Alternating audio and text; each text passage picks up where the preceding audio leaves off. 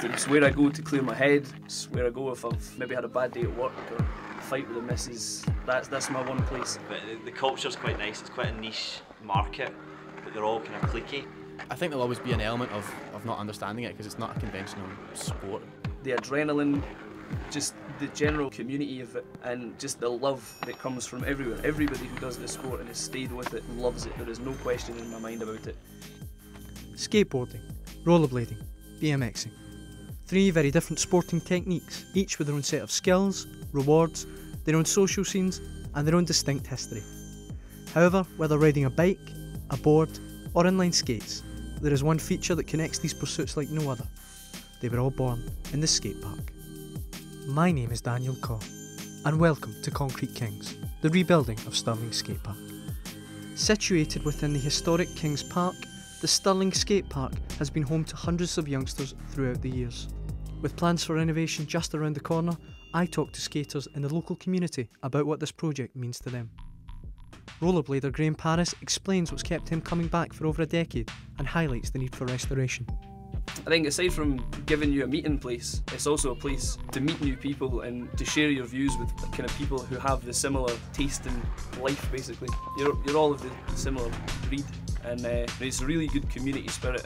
The skate park itself, I mean, it's really old now. It's just kind of skate bowl area, the tarmac areas, that's been there for almost 20 years now. So it's generally starting to fall apart, and kind of there's pockets of cracks here and there, or there's bubbles, or there's loose coping, so it's not very hospitable. This concern over the wear and tear of the existing skate park is also shared by Stirling skateboarder Callum Provan. It's been there for a long time. If you skate on it, if you're a skateboarder, you can feel the surface is very rough. It's over time, it's been worn away, it's lumpy, there's bits coming off it. In comparison to newer skate parks like Perth or Falkirk, the concrete is awful. It needs an upheaval, it needs to be modernised. This need to revamp is what drove Ali here to form the Stirling Skatepark Users Group. The group have petitioned Stirling Council over the last several years and have been involved firsthand with the process to renovate the skate park. I got involved with the kind of BMX scene in Stirling from arriving at uni probably about 7 years ago now. Yeah, the scene was really strong when I came. There was kind of an even split between rollerblading, skating, BMX across, so it was a really good mix. You got to know a lot of people, but then from that point onwards, since I arrived, there's been a steady decline in most sports, but there's kind of been a bit of a spike trend off the other end of that recently. The condition of the park had a huge part to play with it. The park's been there for roughly, I think, about kind of 20 years. It wasn't great when it was put in, and it's kind of steadily declined. There's been a lot of kind of damage to the concrete areas. A lot of the metal work is now rusted and kind of corrupted. So I think that puts a lot of people off. Ali explains his motivation for getting the renovation project off the ground. It was really seeing the state of the skate park, because it was getting to the point where people were getting put off going to it because it was so bad, and they were tending to get up the weekends and go to other skate parks in Scotland which were so much better. You'd come back to your own local skate park and you'd see the state of it, and it really kind of spurred us on to do something about it.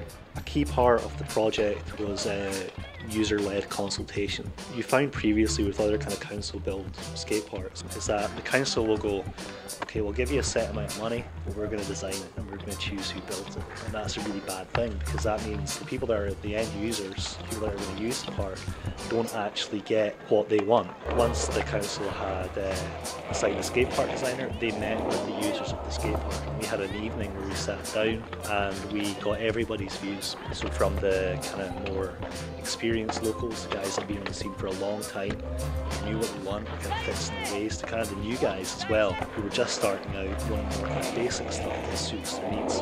As Ali explains, it's not only local skaters that will feel the benefit. Over the past couple of years, we've seen it exploded. In the local bike shop, we've seen a 20% increase in the sales of BMXs, which is great to see. Really gives proof to the point that there really is this need for a new skate park. And as I said, compared to some of the other parks in Scotland, Stirling just has absolutely nothing to offer. It's not only the skaters who are looking forward to the renovation of Stirling Skatepark. Local businesses are also set to benefit. Hi, my name's Neil. I own Straight Whirly BMX and Skate Shop in Stirling. With the demanding scene and no one to cater for it, Neil talks about his store's humble beginnings and how it's adapted over time. Well, we started this store with one BMX in the window. Then we started kind of selling more BMXs, and then I got 2 BMXs, 3 BMXs in the shop, and then we slowly started to fade into just as a BMX and skate shop. The new skate park is going to be probably an absolute godsend for me, I think.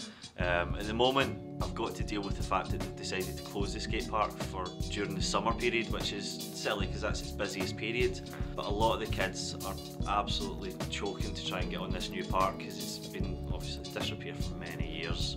And if this park gets up to a certain level, they can start using it for nationwide competitions, which means it brings more tourism into Stirling as well. So that helps just not only my shop, but it helps all the shops. Although construction of the new skate park is still several months away, anticipation continues to grow within the Stirling skating community. It is going to be an ongoing process. We don't think, we know that it won't stop just with the building, the skate park, but it will go on for quite a time after that.